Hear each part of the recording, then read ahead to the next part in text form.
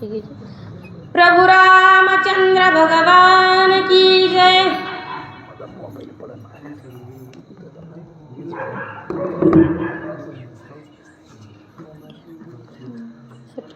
रावण होनी भिकारीन चोरुनी आणि सीता सुंदरी वानरे करुणी झुंझारीन मज निर्झाली नील। आणि त्या ठिकाणी असताना इंद्रजित म्हणतो की माझा बाप भिकारी झाला, शून्य मंदिरी श्वानरी म्हणे आहे, माझ्या बापाने चोरी केली त्या प्रभू रामचंद्राच्या इथं जाऊन पर्णकुटी मधून त्या सीता मातेला चोरून आणलं, पण याचा बदला आता हा हनुमंतराय घेतल्याशिवाय राहणार नाही, मला निश्चितच शेपटीला बांधीन आणि प्रभू रामचंद्राच्या हवाली करील असा विचार त्या मेघनादाच्या मनाला वाटू लागला। पूर्वी अंगद पाळण्यासी खेळणे बांधले रावणासी, पौलस त्याने मागता त्यासी अपमानीसी सोडिले। आणि मग त्या ठिकाणी आता इंद्रजिताला त्याच्या बापानं काही सांगितलं असेल लहानपणी की बाबा माझी अशी फजिती झाली तशी फजिती झाली। मग त्या मेघनादाला त्याच्या बापाचा तो इतिहास आठवला आणि त्या ठिकाणी मेघनाद स्वतःच्या मनाला म्हणू लागला की त्या वालीनं ज्यावेळेस चतुसमुद्राचं स्नान करत असताना 4 समुद्राचं स्नान सकाळी उठल्या उठल्या वाली करायचे आणि त्या ठिकाणी त्या वालीला पकडण्यासाठी रावण आला होता, त्यावेळेस वालीनं काखेमध्ये धरलं होतं त्या रावणाला आणि धरून घरी नेलं आणि नेऊन अंगदाच्या पाळण्यावरती बांधलं होतं आणि पाळण्यात बांधल्यानंतर काय नुसता झोका खेळला नाही वरी, त्या ठिकाणी अंगद असणारे त्या ठिकाणी लघवी करायचे ते असणारे त्या रावणाच्या तोंडावर जायचं, अनेक प्रकारची विटंबना त्या ठिकाणी त्या रावणाची झाली होती। मग आता त्या ठिकाणी मेघनादाला त्या इंद्रजिताला वाटतंय की निश्चित माझी सुद्धा अशीच गती होईल माझ्या बापासारखी, पण काय झालं पौलस्त्य ऋषी जे काही होते जे असणारे त्या रावणाचे त्या वडील होते, त्या वडिलांनी काय केलं त्या वालीजवळ गेले, क्षमा याचना मागितली आणि रावणाची सुटका करून घेतली असा विचार तो एक इतिहास त्या मेघनादाच्या मनाला आठवू लागला। का तर माझी सुद्धा अशी फजिती होती का काय अशी भीती मेघनादाला वाटते। मुंडोनिया खांडमिशीन मसी लावणी दशमुखांसी, 5 पाट काढोनी शिरासीने सालंकेसी जुगारीला। आणि मग काय झालं त्या रावणाची असणारी खूप दुर्दशा केली त्या किष्किंधा नगरीतल्या त्या वानर लोकांनी कशी केली, एकतर असणारा पाळण्याला असणारा टांगलावरती आणि पुन्हा ज्यावेळेस पौलस्त्य ऋषी त्या ठिकाणी त्या रावणाची सुटका करण्यासाठी आले त्यावेळेस त्या ठिकाणच्या वानरांनी काय केलं तर त्या रावणाच्या दाढी मिशा भादरल्या, व्यवस्थित भादरल्या नाही, पुन्हा खालीवरी पायऱ्या केल्या, त्याच्या पुन्हा तोंडाला असणारं काळं घोळसवलं आणि तसं घोळसून त्या पौलस्तीच्या त्या समजा त्याला असणार त्या स्वाधीन केला आजोबाच्या असं कथेत वर्णन येतंय। पडता लंकेची चौबारण भुरो लाविला दशशिरा, कोणावरी लहान थोरा लंकेश्वराती लाज। आणि मग काय झालं त्या असणाऱ्या किष्किंधा नगरीतल्या वानरांनी असणाऱ्या रावणाची दुर्धर अशा प्रकारची विटंबना केली, विटंबना करून असणारा फेकून असणारा त्या लंकेमध्ये दिला, पण त्या रावणाचं एक म्हणजे असणारा एक त्याचं नशीब म्हणून असणारं त्या लंकेमध्ये ज्या काही स्त्रिया होत्या त्या स्त्रियांनी वरच्यावर असणाऱ्या रावणाला झेललं आणि असं त्या ठिकाणी वर्णन नाथबाबा सांगतात। मज धरून नेल्या पाटीन माझी होईल ऐशीच गोष्टी, वानर नाटोपे जगजेतीन पुच्छे पाटी पुरविली। आणि मग त्या ठिकाणी इंद्रजित म्हणतो की बाबा माझी सुद्धा अशीच गोष्ट व्हायच्या मार्गावर दिसते, माझी सुद्धा अशीच विटंबना होईल, मी आता काय करू, आणि मला जर असणारा या हनुमंतरायाने शेपटीत बांधून रामाजवळ नेलं तर अशीच माझी सुद्धा पुढं फजिती माझ्या डोळ्यासमोर मला दिसते असं इंद्रजित म्हणतोय। पुच्छी बांधोनी तत्वता गोष्टीन वानर नाटोपे जगजेठी, पुच्छे पाठी पुरविली। मज धरवणी नेल्या पुच्छी बांधोनी तत्वतान मज हनुमंते धरुणी नेता, धावण्या कोणी नये सर्वतान परमचिंता इंद्रजिता। आणि त्या ठिकाणी आता त्या इंद्रजिताच्या मनाला एक विचार येतोय, खंत वाटते की आता नेमकं पुढे काय होईल, आणि मला जर त्या हनुमंतरायाने शेपटीत जर बांधून नेलं आणि प्रभू रामचंद्राच्या हवाली केलं तर मला इथं सोडवायला कोण येईल, माझी सोडवणूक कोण करेल, मला या संकटातून कोण वाचविल असा विचार त्या मेघनादाच्या मनात येऊ लागला। अखयाच्या कैवरासीन कोणानं येव वानरापासी, मज बांधोनी नेता पुच्छीन धाके धावण्यासी कोणी नये। आणि त्या ठिकाणी मेघनाद म्हणतो की माझा भाऊ जो काही अखया कुमार आहे, या अखया कुमाराला त्या हनुमंतरायाने मारलं त्यावेळेस कुणी आलं नाही त्याला सोडवण्यासाठी, तो असताना त्याला स्वतःचा जीव गमवावा लागला आणि मला इथं कोण सोडील, ज्या ठिकाणी माझ्या भावाचंच कोणी रक्षण केलं नाही त्या ठिकाणी माझं रक्षण करायला कोण येईल असा विचार त्या मेघनादाला वाटू लागला। होय सधाक घेऊन पोटी रणी वानरा देऊनी पाठी, इंद्रजित पळे उठा उठी पुच्छासाठी धाकोनी. आणि त्या ठिकाणी असताना इंद्रजिताच्या मनाला वाटू लागलं की बाबा मी आता काय करू, कशी पळवाट काढू. आणि मग आता इंद्रजिताला वाटू लागलं की मी नेमकं आता पळून जातो, कुठं पळून जाऊ, काय करू. पण त्या असणाऱ्या हनुमंतराय एवढा असणारा दुर्धर होता, एवढा असणारा बलाढ्य बलशाली असणारा हनुमंतराय आहे. त्या हनुमंतरायानं काय केलं, जे काही रणांगण होतं, युद्धधर्म त्या ठिकाणी ज्या ठिकाणी सुरू होतं त्या ठिकाणी संपूर्ण शेपटीचा वेढा मारला होता. ज्याप्रमाणे शाळेला कसं कंपाऊंड असतं ना भिंतीचं, तसंच एक प्रकारे त्या रणांगणावरती त्या हनुमंतरायाने त्या शेपटीचं कंपाऊंड केलं होतं. आणि मग इंद्रजिताला वाटू लागलं की मी आता काय करू. पळून जाण्याचा जर मनामध्ये विचार आणला तर ही शेपटी समोर आडवी येते असा विचार मेघनादाला वाटू लागला. हो पळतान पळवे पुढे पडिले पुछांचे बिरडे तेथिले विवरा माझे दडे बहुमाकडे गांजिले. आणि त्या ठिकाणी हनुमंतरायाचं एक समोर विघ्न दिसू लागलं त्या इंद्रजिताला. आता काय करू, कुठं पळून जाऊ. आणि मग हनुमंतरायांचं असणारा त्या शेपटीचं बिरडं होतं, त्या बिरड्यातून तर असणारा बाहेर निघता येत नाही. मग त्या मेघनादाला एक गुप्त विवर सापडलं, एक छिद्र सापडलं. आणि त्या छिद्रामध्ये असणारा तो हे असणारा मेघनाद शिरून असताना म्हणू लागला की अरे खूप गांजलं रे मला त्या वानरानं. हो दुस्तर धाक घेऊनी मनी गुप्त विवर शोकवनी इंद्रजिता तेथे गेला पळोनी आती दडोनी राहिला. आणि त्या ठिकाणी असणारा तो इंद्रजित खूप दुःखी झाला.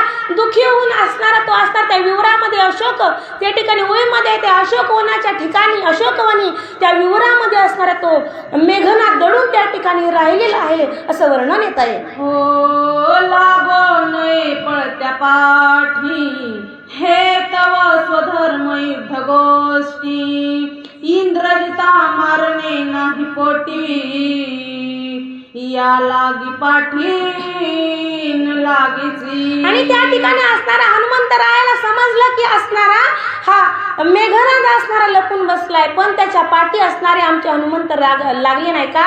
युद्ध धर्म सांगतोय की पळून जाणाऱ्याच्या पाठीमागं पळायचं नाही, स्वधर्मानं युद्ध करायचं. मग हनुमंतराय सुद्धा त्या मेघनादाच्या मागं गेले नाहीत आणि त्यांनी असं लक्षात आणलं की मी याला मारणार नाही, याला सोडलंय म्हणून. हो पुच्छ म्हणे गा कपिनाथा कोंडोनी राखले सैन्य समस्ता तू भागलासी इंद्रजित दमिता मज युद्धार्था दे आज्ञा. आणि त्या ठिकाणी तो मेघनाद लपून बसल्यानंतर हनुमंतराय म्हणतात की मी तुला सोडलं का, तर तुला मारणारा माझा असणारा त्या ठिकाणी प्रभू रामचंद्राचा असणारा बंधू लक्ष्मण हा तुला मारणार आहे, मी तुला सोडलंय त्या ठिकाणी. आणि मग त्या ठिकाणी त्या हनुमंतरायाची शेपटी म्हणून लागली की स्वामी मी असणाऱ्या असंख्य त्या राक्षस वीरांना त्या ठिकाणी बांधून ठेवलेला आहे आणि तुम्ही आता खूप थकला असाल, तुम्ही खूप घनघोर अशा प्रकारचं युद्ध केलंय आणि मला तुम्ही आता आज्ञा द्या. आणि तुम्ही जर मला आज्ञा दिली तर मी असंख्य वीरांचा नैनाट करते, शत्रूचा फाडशा पाडते असं शेपटी आपल्या स्वामीनाथाला हनुमंतरायाला बोलते.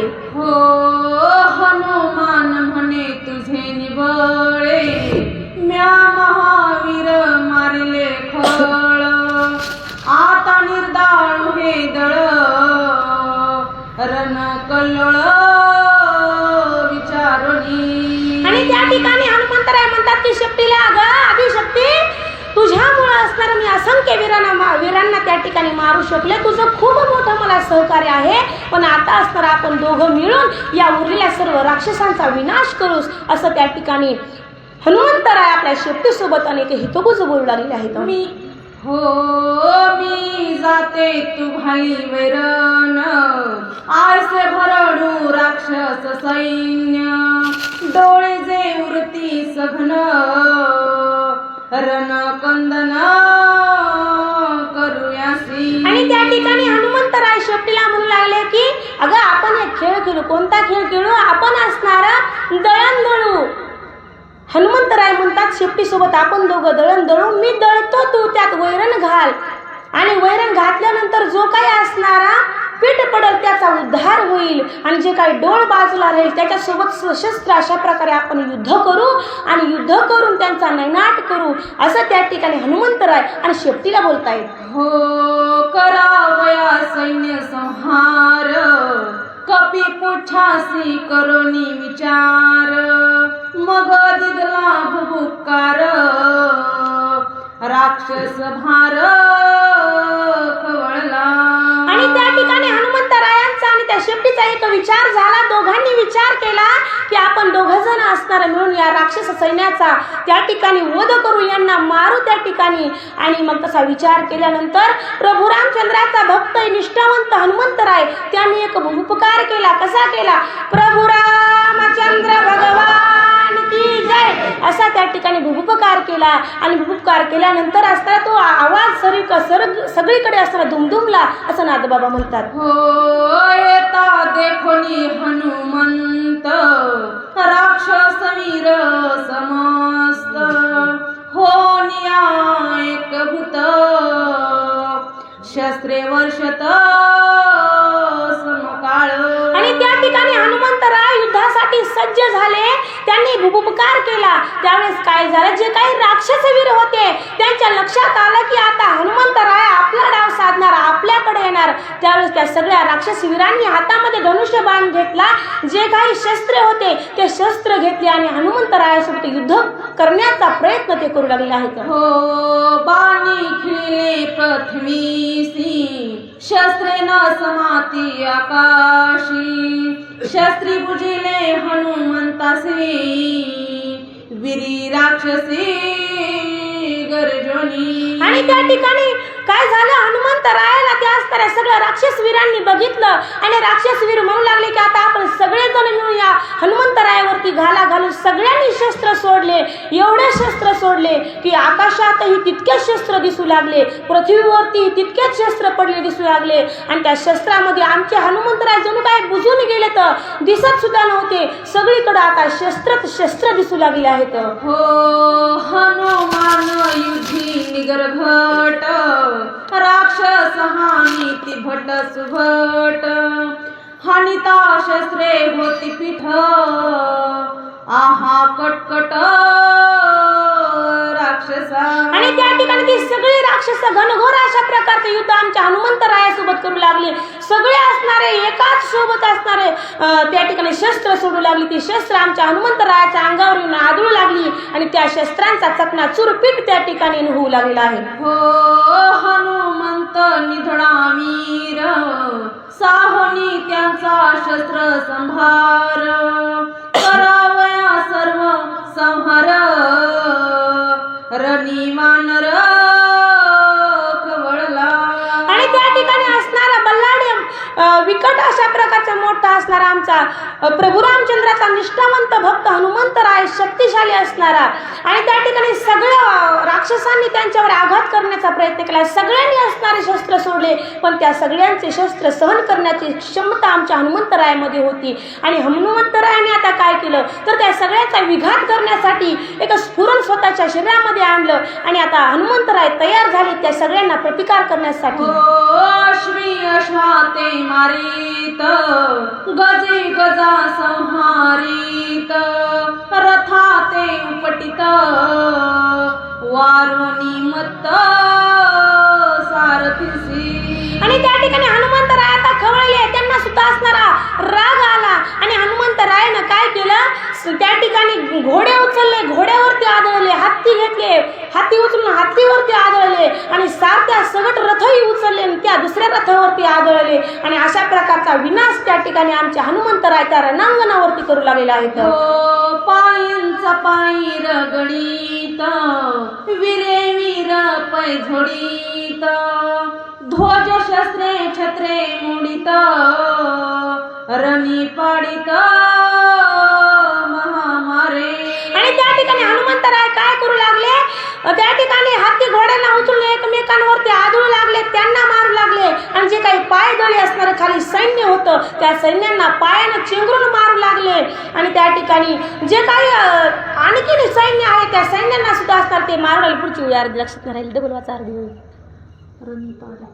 ध्वजशस्त्रे छत्री मोडी. आणि त्या ठिकाणी हनुमंतराय काय म्हणू लागले का राक्षसांचा झेंडा ठेवायचाच नाही, त्यांचे छत्र चामर त्यांचा झेंडा असणारा हनुमंतराय खुडून मोडून त्या ठिकाणी टाकू लागले.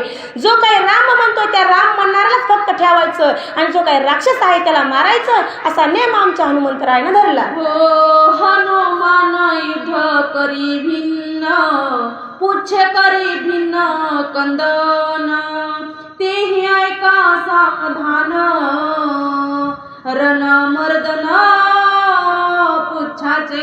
आणि त्या ठिकाणी नाथबाबा म्हणतात की हनुमंतराय सुद्धा एकीकडे युद्ध करू लागले, शेपटी दुसरीकडे युद्ध करू लागली. आणि हनुमंतराय कशा प्रकारे युद्ध करतात, ती शेपटी कशा प्रकारे युद्ध करती, हा सगळा वृत्तांत मी तुम्हाला सांगतो ऐका. हो शायशी प्रैते मत हस्ती पुच्छे उपटवणी मारती हस्तींच्या पिष्ट केल्यास्थी रण समाप्ती गजदळा.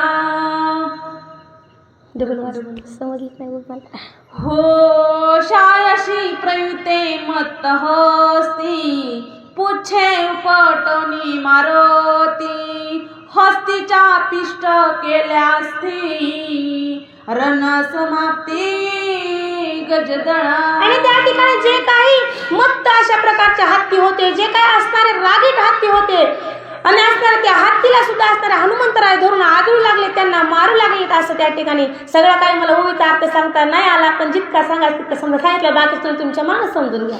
हो विदारिता कुंभस्थळा विखरा होय तुझ मुक्त फळा त्याची रण रंगी रंगमाळा अति सोहळा युद्धाचा. आणि त्या ठिकाणी हनुमंतरायाने काय केलं, जे काही त्या रणांगणावरती हत्ती होते त्या हत्तीच्या शेपटीला त्यांनी सगळ्या हत्तींच्या शेपटीला सोबतच धरलं. ते हत्ती असणारे गर गर गर गर अशा प्रकारे ते आकाशात झुरकावले, झुरकावून दन दिशेने पृथ्वीमध्ये आदळले. आदळल्यानंतर काय झालं, ज्या काही हत्तीच्या डोक्यामध्ये एक बिंदू होते, एक मोती होते, ते असणारे त्या रणांगणावरती पडले आणि त्या मोत्यांची त्या असणाऱ्या त्या हत्तींच्या हाडांची एक रांगोळी त्या रणांगणावरती शोभून दिसते. हो पुच्छारी घोणी सैन्य तळी महावीरा बांधोनी मोळी उपडी त्यासी भूतळी करी रांगोळी तळिल्याची. आणि त्या ठिकाणी त्या शेपटीनं काय केलं, जे काही रणांगणावरती राक्षसवीर होते त्या राक्षसवीरांची तिने असणाऱ्या शेपटीने मोळी बांधली आणि गरगर अशा प्रकारचे त्या राक्षसवीरांची मोळी बांधून फिरवलं आणि पृथ्वीवरती दम दिशेने आदळलं आणि त्या राक्षसांची राख रांगोळी शेपटीने केली आहे म्हणतात. अश्वतर खर उष्ट्र पुच्छी बांधोनी अपार तळी उभे अश्व संभार घाई चक्चुर करी त्यांचा. आणि त्या सुरुवातीचं कोणतं त्या ठिकाणी अश्वतर, त्या ठिकाणी गाढव उष्ट्र असं त्या ठिकाणी घोडे, त्या ठिकाणी सगळ्यांना असणार त्या शेपटीनं धरलं, त्यांना असताना मारलं. आणि जे काही पायदळी असणारे आणखीन राक्षसवीर होते, जे काही प्राणी होते हत्ती घोडे, त्या ठिकाणी जे काही असणारे सैन्यामध्ये लागणारे प्राणी होते, जे काही राक्षस होते, त्यांचा नैनाट त्या असणाऱ्या शेपटीनं करायला सुरुवात केली. हो कपी पुच्छांचा महामार रणी उठीला हाकार येरीकडे हनुमान वीर करी रण मार. आणि त्या ठिकाणी त्या रणांगणावरती असणारा हनुमंतरायाचा पराक्रम एकीकडे, त्या शेपटीचा पराक्रम एकीकडे, आणि दोघांनी मिळून त्या असणाऱ्या त्या राक्षसवीरांवरती घाला घातला. त्यांना दोघंही मारतात, उचलून आदळतात, कोणाला लाता बुक्क्या हाणून मारतात. आणि हे दोघंही असणारे शेपटी आणि हनुमंतराय त्या सगळ्या राक्षसवीरांच्या आघाताला पेटलेले होते. आणि म्हणून त्या रणांगणावरती सगळीकडे हाहाकार झालेला आहे, काय करावं काय करावं कोणाला सुचेन असं झालेलं. रागे हणिता थापडी वीर मारित लक्ष कोडी कोट्यान कोटी पायी रगडी मुष्टी पडी पाडी असंख्य. आणि त्या ठिकाणी हनुमंतरायाला खूप राग आला, कोणाला चापटा मारू लागले, कोणाला बुक्क्या मारू लागले. आणि रागामध्ये असंख्य कोट्यान कोटे वीरांचा त्या ठिकाणी ठिकाणी नायनाट आणि आमचे हनुमंतराय त्या रणांगणावरती करू लागले आहेत. बहुत चिर फाळी न खांगरी आळके मारील जानू चक्री जानवा पान बहुता मारी अर्धचंद्री पयके. आणि त्या ठिकाणी हनुमंतराय काय करू लागले, त्यांना खूप राग आले. त्या ठिकाणी युद्ध करतायत आणि युद्ध करत असताना काही वीरांना असणारे ते एकमेकांना धरून आदळू लागले. कोणाला त्या ठिकाणी लाटा मारतायत, कोणाला कोपर खेळ्या मारतात, तर कोणाला गरगर अशा प्रकारचं भिंगून स्वतःच्या मांडीवरती आदळून मारतात. वेगवेगळ्या प्रकारचं युद्ध त्या राक्षसांसोबत आमचे हनुमंतराय करतात आणि त्यांचा विनाश करतायत म्हणतात. हो आवळणी उराउरी वीर मारित शत सहस्त्री तडवे हानुनी परापरी लक्षांतरी मारित. आणि त्या ठिकाणी हनुमंतराय काय करू लागले, एकमेकांवरती शत्रूंना आदळायचं. तसं जमलं तर जमलं, पुन्हा असणारा त्या शत्रूंना स्वतःच्या असणारा छातीला धरायचं, आवळायचं आणि आवळून त्यांना मारायचं. वेगवेगळ्या प्रकारचं त्या ठिकाणी युद्ध आमच्या हनुमंतराय त्या शस्त्रूंसोबत त्या ठिकाणी करू लागले आहेत. हो देता भूकार प्रबळ रणी उठीला हलकलोळ भेने करोनी मूत्रमळ प्राण तत्काळ सांडिला.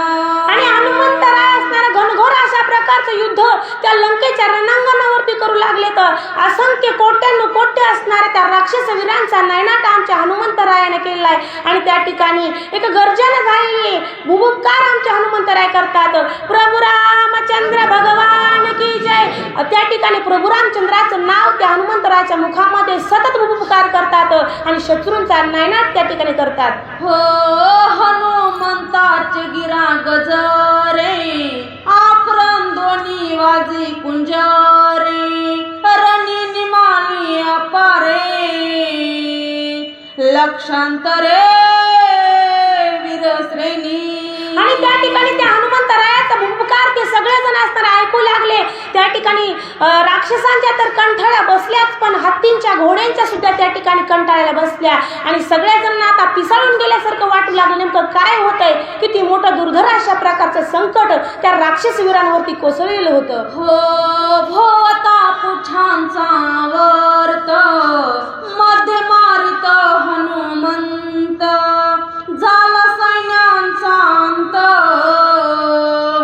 आला प्राणांत राक्षसा.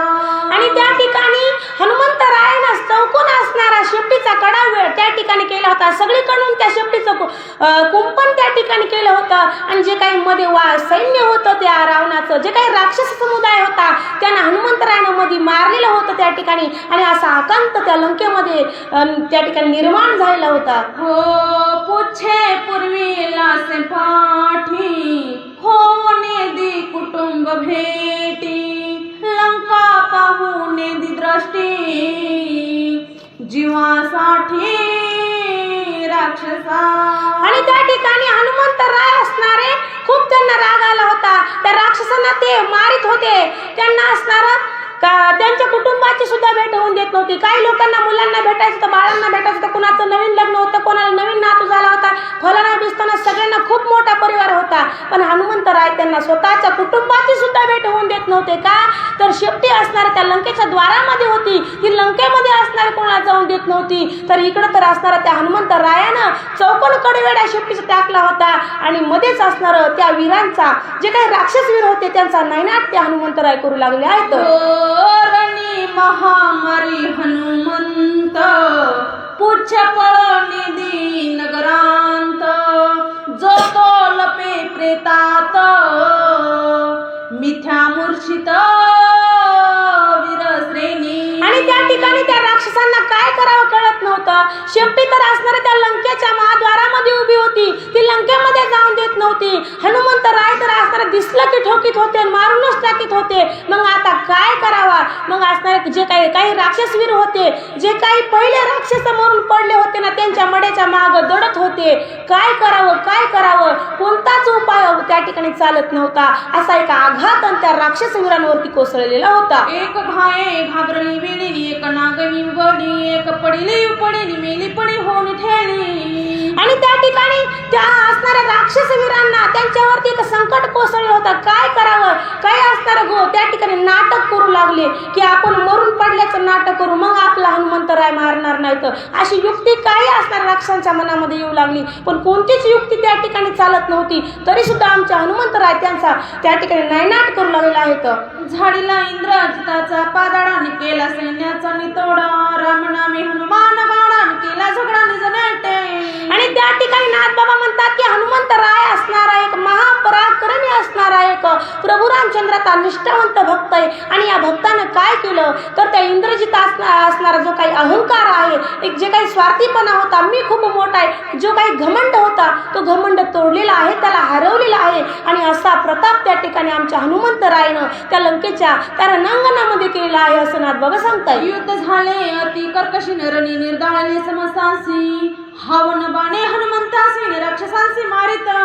आणि त्या ठिकाणी नाथबाबा म्हणतात की त्या रणांगणावरती हनुमंतरायानं असंख्य त्या ठिकाणी राक्षस वीरांचा नायनाट केला. त्या ठिकाणी खूप जण त्या ठिकाणी मारलेला आहे. अशा प्रकारचं घनघोर युद्ध हनुमंतरायानं त्या ठिकाणी तिथं केलेलं आहे म्हणतात. रथ भंगिले कोट्यान कोटीन मारल्या शोभल्यांच्या थाटी, छत्रे भंगिले ती सृष्टीने ध्वजा कोटी विखरल्या. हनुमंतरायानं काय केलं, असंख्य त्या ठिकाणी कोट्यानु कोट्य असणाऱ्या त्या राक्षस वीरांचा नैनाट केला. कोट्यानु कोट्य त्या ठिकाणी हत्ती मारले, घोडे मारले आणि घोड्यासोबत त्या ठिकाणी सारथ्यासोबत जे काही रथ होते, कोट्यानु कोट्य असणार त्या रथांचा सुद्धा त्यांनी नैनाट केलेला आहे. जे काही रथावरती ध्वज होते, ज्या रावणाचा जो काही झेंडे होते ते सुद्धा असणारे मोडून टाकलेत असं वर्णन येत आहे. अशुद्ध वाहत गडगडाटी ते चिरण नदी गाडी, जाणली प्रेतांच्या गजर करोडी महाग्राह. आणि त्या ठिकाणी नाथबाबा म्हणतात की एवढं मोठं बल्लाहाडी महापराक्रमी असणाऱ्या हनुमंतरायाचं युद्ध झालं. त्या युद्धामध्ये असंख्य कोट्यानु कोट्य असणाऱ्या राक्षसांचं त्या ठिकाणी मर्दन आमच्या हनुमंतरायाने केलं. आणि मग त्या ठिकाणी त्या रणांगणावरती आता एक असणाऱ्या रक्ताची नदी वाहू लागली, कारण सगळ्या राक्षसांच्या शरीरातून भाड भाड अशा प्रकारचं रक्त निघू लागलं आणि त्या रक्तांचा पूर त्या ठिकाणी आलेला आहे म्हणतात. तीर वाहती सपीची तिची मासे रण दिसी, ओढणे वाहती कासवे जैसी सर्पस पुचिरण भाले. आणि त्या ठिकाणी नाथबाबा वर्णन करतात की त्या रक्ताची नदी वाहू लागली. त्या नदीमध्ये असणारे जे काही वेगवेगळ्या प्रकारची शस्त्र होती ती शस्त्र वाहू लागली. कोणते शस्त्र असणारे काही माशासारखे दिसू लागले, तर काय असणार जी काही असणारी ढाल होती ती ढाल असणारी कासवाप्रमाणे चमकू लागली त्या नदीमध्ये. आणि जे काही भाले होते ते सापासारखे दिसू लागले. असं वेगवेगळ्या प्रकारचं वर्णन नाथबाबा सांगतायत. मेद मास अति दुर्गमन तेची दोही तिरीचा कर्दमा, विक्रम शिराळे विक्रमन सुसरी परम दोही भागी. आणि त्या ठिकाणी त्या नदीमध्ये ती जे काही रक्ताची नदी होती, त्या नदीच्या असणारे जे काही मासाचे ढिगाच्या ढिगा असतात त्या नदीच्या कडीनं त्या ठिकाणी मधून रक्त वाहत होतं आणि कडीनं मास त्या ठिकाणी होतं. मग नाथबाबा म्हणतात की जसं काही नदीचा कडा असतो तसा त्या मासामुळे त्या नदीचा कडा दिसू लागला. आणि त्या ठिकाणी काही असणारे लोक त्यात मरून पडले होते राक्षस, ते सुसराप्रमाणे दिसू लागले असं वर्णन येत आहे. मोक्ष सुखाची सुरवाडी नरण नदी माही पुराडी, सर्वस्वा त्यागी जो घाली उडी त्याची जोडी तो जोडे. आणि त्या ठिकाणी ते असंख्य वीर त्या ठिकाणी मरून पडले होते. ती असताना त्या ठिकाणी नदी वाहू लागलेली आहे म्हणतात. ध्वजसी वाहे रमन वरुण तेजी सिणे सहित तारू, येथे तारक श्री रामचंद्र परपार पाववी. आणि त्या ठिकाणी नाथबाबा म्हणू लागले की काही असणारे रथ सुद्धा त्या ठिकाणी झेंड्या सहित वाहू लागले होते आणि ते रथ तारू त्या ठिकाणी तारू सारखे दिसू लागले. पण इथं त्या ठिकाणी प्रभू रामचंद्रच असण्या सगळ्या जगाचा तारक आहे असे म्हणतात. उदो म्हणानी भद्रकाळीने घेऊन आली भूतावणी, खाती मासांच्या अडवाणीने रुधिरांजळी प्राशिती. आणि त्या ठिकाणी भद्रकाली देवी त्या ठिकाणी म्हणली उदो उदो उदो अंबाबाईचा उदो उदो. आणि असं म्हणत त्या ठिकाणी भद्रकाली आली. कुणाला आली? भूतांना सोबत घेऊन आली. आणि भूत त्या ठिकाणी येऊन ते कशासाठी आले तर जे काही राक्षस होती त्या राक्षसांचं मांस खाण्यासाठी. यक्षणी बहु काळाच्या व्रतीन लाखोली काळीजे घेऊन हाती, शंखिनी डाकिनी वाणी देतीन मग भक्षिती स्वानंदे. आणि त्या ठिकाणी कोण कोण आले? त्या ठिकाणी यक्षिणी आली, डाकिनी आली त्या ठिकाणी. आणि यक्षिणी डाकिनी अजून शंखिनी अशा प्रकारच्या त्या ठिकाणी त्या दैवत त्या ठिकाणी आल्या. आणि त्या ठिकाणी कुणी मांस खाऊ लागल्या, कुणी त्या ठिकाणी एकमेकीला वाण देऊ लागल्या असं वर्णन येतंय. आनंदे नाचे क्षत्रपाळन शिरे चौंडक किंवा हे विताळा, भूते मिळवणी असं कोण रणगोंध वाचते. आणि त्या ठिकाणी भूत त्या ठिकाणी आले, वेताळ, भूतांचा मालक त्या ठिकाणी वेताळ त्या ठिकाणी आला. वेताळानंही काय असणार चांगला भाग घेतला आणि भूत तर असणार ते मासाचे गोळे घेऊन नाचू लागले, आनंदी झाले. खूप दिवसाचे उपवासी होते आणि त्यांना आता आनंद झाला, कारण सगळ्यांना त्रास देणारे जे काही राक्षस होते त्या राक्षसांचं मांस आज त्या भूतांना खायला मिळत होतं. बहुता दिवसांचे धरणे दिदले हनुमंते पारणे, अवघे घालितील टांगणे विजय होणे रणरंगी. आणि त्या ठिकाणी सगळ्यांनी असणार नमस्कार केला हनुमंतरायाला.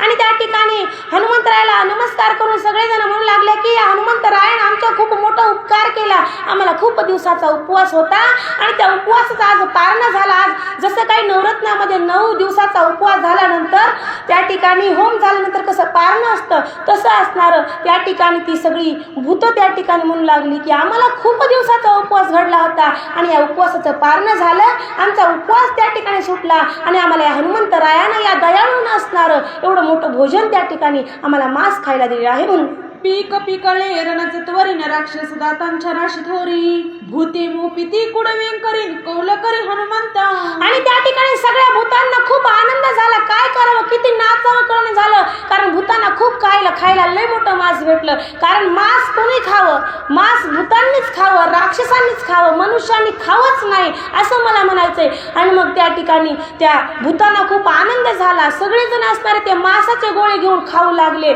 आणि मग कुणाला किती मांस द्यायचं, कोणाला काय द्यायचं, सगळ्या राक्षसांची दात त्या ठिकाणी गळून पडले होते. काही लोक ते दात मापू लागले, मजा करू लागले आणि त्यांच्या वाटण्या कोण करू लागलं तर आमचे हनुमंतराय करतात असं वर्णन येते. देव ब्राह्मण भैरवासीन बलुते देती वेतळासी, खळे दानते भूतासीन महाकाळीसी राजभोग. आणि त्या ठिकाणी नाथबाबा म्हणतायत की जे काय असणार ब्राह्मण वगैरे जे काय आहेत ना त्यांचं असणार मांस कोणाला दिलेलं आहे, भैरवाला दिलेला आहे. त्या ठिकाणी अजून जे काही राक्षस लोक होते त्यांचं वेताळाला दिलेलं आहे. परत असणार जे काही राजभाग होता, जे काही श्रीमंत राक्षस होते त्यांचं असणार कोणते दिले, भद्रकाली महाकालला असणार त्यांचं मांस दिले. म्हणजे जे काही गरीब होते त्यांचं मांस एकाला, जे मध्यमवर्गीय होते त्यांचं मांस एकाला आणि जे काही श्रीमंत होते त्यांचं भाग असणारा त्यांचं मांस महाकालला दिलेलं. अशी विभागणी त्या ठिकाणी आमच्या हनुमंतरायाने केलेलं आहे. खळा मातरे मारकोसीन मे सकोतीचे घरची दासी, 20 पेंढी ते सटवायसीन पाळा भारी अशी काळे का.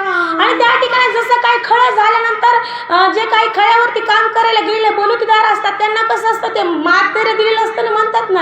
आणि मग तसं असणार त्यातलं काही मातेर जे काही होतं ते असणार त्या मार्को त्या हिला दिलं, म्हणजे काही भाग असणारा त्या मार्को जी काही देवी होती तिला दिलं आहे आणि मसी आहे ती तिची दासी आहे आणि त्या दासीला असणार ते त्याचं मातेरं दिलेलं आहे. मला काही एवढी विभागणी काय करता येईल नाही, पण जसं साधतंय तसं सांगण्याचा प्रयत्न करते. अग्रिम पिकाची व्युत्पत्ती विभागिली स्वय मारुती, पश्चिम धान्याची महाख्याती श्री रघुपती विभागिला. आणि त्या ठिकाणी हनुमंतराय म्हणतात की ही पिकाची पहिली काढणी होती, हा असणारा पहिला हंगाम होता. जसं काही पहिली काढणी कापसाची झाली आता आणि मग तसंच असणारे हनुमंतराय म्हणतात की ही पहिली कापणी होती, हे पहिलं धान्य होतं, हे असणारं मी या भूतांना दिलंय. पण आता खरा मदगा शिल्लक राहिला शेवटला का, आणि त्या मदग्यात जो काही मदगा आहे, जो काही भारी भाग आहे तो आता शिल्लक राहिला आहे आणि त्याची विभागणी आमचे प्रभू रामचंद्र करतील असं त्या ठिकाणी हनुमंतराय म्हणतात. पुढे दात मी विजेतीने ऐसे हनुमंते केली ख्याती, हर्षानंदे कपी गर्जती स्वय उपरमती आव्हादे. आणि त्या ठिकाणी जे काही दात होते राक्षसवीरांचे पडलेले ते असणारे काही असणारे भूत ती गोळा करू लागली, एकमेकांना उसने देऊ लागली, ते आनंद व्यक्त करतायत. आमचा हनुमाना तुरबळी नरणी राक्षसा केली रांगोळी, वानरी पिटोनिया टाळी सुख समी नाचती. आणि त्या ठिकाणी लक्ष्मण जे असणारे हे ब्रह्मपत्र वाचतात आणि ब्रह्मपत्र वाचत असणारे असंख्य अशा प्रकारचे वानर ते ब्रह्मपत्र ऐकण्याचा आनंद घेता येतं. आणि मग आमच्या हनुमंतरायाने काय पराक्रम केला, कसं युद्ध केलेलं ते सगळं एक कान टवकारून सगळे असणारे वानर ऐकू लागले. आणि मग त्यात वानरांना आनंद झाला की आमच्या हनुमंतरायानं त्या इंद्रजिताचा फडशा पाडलेला आहे, असंख्य राक्षसावीरांचा त्या ठिकाणी नैनाट केलेला आहे. आणि म्हणून सगळ्या वानरांना अतिशय आनंद झाला, आनंदामध्ये सगळी वानर नाचू लागली म्हणतात. सुग्रीव राजा तैवी नानुनिया द्रव्यांजुळी, हनुमंतावरी ओवाळी हृदय कमळी आलिंगी. आणि त्या ठिकाणी जो काही वानरांचा राजा सुग्रीव आहे ते सुग्रीव उठले आणि उठून त्यांनी काय केलं, द्रव्य घेतलं, जे काही सोनं नाणं पैसा असेल ते घेतला आणि आमच्या हनुमंतरायावरून त्या ठिकाणी ओळला आणि त्यांना दिला आहे. एक आनंद त्या असणाऱ्या सुग्रीवाला झाला, कारण मी राजा आहे आणि माझ्या राजाच्या त्या ठिकाणी एक माझ्या प्रधानानं अर्थात माझ्या हनुमंतरायानं असणारे प्रभू रामचंद्राचं कार्य पार पडण्याचा प्रयत्न केलाय, म्हणून त्या ठिकाणी सुग्रीव आनंदी झालेला आहे म्हणतात. तू विसावा कपिकुळासी सुखी केले श्रीरामासी, वाचविले वानरासी शापाशी तुझेनी. आणि त्या ठिकाणी सुग्रीवजी म्हणू लागले की हे हनुमंतराया, अरे तुझ्यामुळं तू एक असणारा माझ्या जीवाचा विसावा आहेस, तू आमच्या सर्व वानरांचा विसावा आहेस आणि हे जे काही सगळं यश आहे हे तुझ्यामुळं आम्हाला भेटलेलं आहे. का तर प्रभू रामचंद्राची त्या ठिकाणी आम्हाला सेवा करायची, त्या सेवेचा आम्हाला भागीदार व्हायचंय, पण त्या भागीदारीपणामध्ये तुझा खूप मोठा वाटा आहे आणि हे जे काही सगळं यश आहे तर हे हनुमंतराया अरे तुझ्यामुळं आहे असं त्या ठिकाणी सुग्रीवजी म्हणतात. पुराणाले अंगदासीन खांदे घेऊन हनुमंतासी, हरिकेनाच उपासीन कळी खासी विटावी. आणि त्या ठिकाणी अंगदला तर खूपच आनंद झाला आणि मग अंगदजी उठले आणि तिने उठून काय केलं, हनुमंतरायाला खांद्यावर उचललं आणि त्या ठिकाणी नाचू लागले. खूप आनंद झाला. प्रभू रामचंद्राच्या गजरामध्ये त्यांनी त्या ठिकाणी हनुमंतरायाला खांद्यावर घेऊन नाचू लागले. आम्ही विजयी झालो, आम्ही विजयी झालो असं त्या ठिकाणी म्हणू लागलेले आहेत. हो धरिले हनुमंताचे चरण, कळी काळ बापुडे ते कोण, करोनी हनुमंताचे स्मरण, मरणा मारिन मी आता. आणि त्या ठिकाणी अंगद म्हणू लागला, अंगदाना त्या हनुमंतरायाला खांद्यावरून खाली टेकलं आणि हनुमंतरायाचे चरण धरले आणि म्हणू लागले की हे हनुमंतराया अरे तुझ्यामुळे आज मी धन्य झालो, तुझ्यामुळे आता असणारे मला खूप स्फुरण आलं, मला खूप शक्ती आली. तूच जर असशील आमच्यासाठी तर मी असणार या कळी काळाला सुद्धा आवरणार नाही. त्या ठिकाणी मला असणार खूप मोठं माझं भाग्य आहे. हे हनुमंतराया मी या कळी काळावर सुद्धा विजय प्राप्त करील. कोणासाठी, कोणामुळं तर फक्त तुझ्यामुळं असं हनुमंतरायाला आणि अंगदजी म्हणतात. हो हनुमंताचे अगाध चरित्र, ऐकोनिया ब्रह्म लिखित, श्रीराम होनी विस्मित, आलिंगित हनुमंता. आणि त्या ठिकाणी लक्ष्मणजींनी असणारे हे ब्रह्मपत्र वाचू लागले.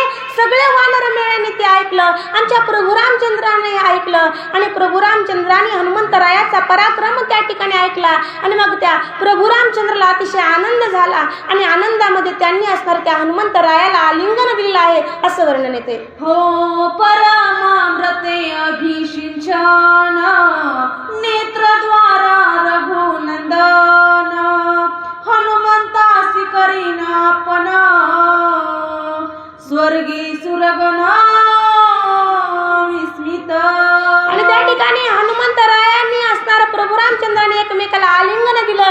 डोळ्यातून असणारे आनंदाचे अश्रू वाहू लागले. त्याने असणारा त्या हनुमंतरायाचं अभिषिंचन त्या ठिकाणी होलं. बरोबर आहे का? त्या ठिकाणी अभिषिंचन त्या ठिकाणी होऊ लागलं आणि दोघंही असणारे आनंदी झालेले आहेत. का तर हे एवढं यश त्यांना मिळालेलं आहे म्हणून. हो कृपा करील रघुनंदन, हनुमंताचे भाग्य गहन, स्वमुखे वाणी त्रिनयन, भेरी निशान लावणी. आणि त्या ठिकाणी हनुमंतरायानं असणाऱ्या स्वमुखाने स्वतःची कीर्ती सांगितली नाही तर ब्रह्मदेवाचं एक ब्रह्मलिखित पत्र त्यांनी आणलं. ते आमच्या लक्ष्मणजींनी वाचलं. प्रभू रामचंद्राचा निष्ठावंत भक्त असणाऱ्या हनुमंतरायाचा खूप मोठा पराक्रम होता. खूप त्यांनी मोठी अशा प्रकारची सेवा केली होती, पण स्वतः मुखानं ते सांगत नव्हते की मी एवढं असणारं कार्य केलं. आणि त्या हनुमंतरायाचं सुद्धा वंदन, त्यांचं वर्णन सुद्धा त्रिनेत्र म्हणजे त्या ठिकाणी ते शंकर भगवान त्या ठिकाणी महादेव सुद्धा असणारे करतायत असं म्हणतात. हो आलिंगिता हनुमंता, राम विसारे श्रीरामता, कपी विसरे वानरता, एकात्मता आल्हाद.